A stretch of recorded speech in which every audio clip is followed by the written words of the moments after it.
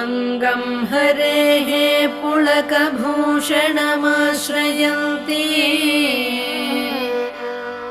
भृङ्गाङ्गनेव मुकुलाभरणं तमालम् अङ्गीकृताखिलविभूतिरपाङ्गलीला माङ्गल्यदास्तु मम मङ्गलदेवतायाः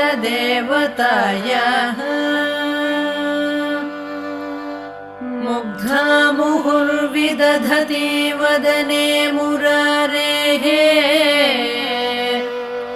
प्रेमत्रपा प्रणिहितानि गतागतानि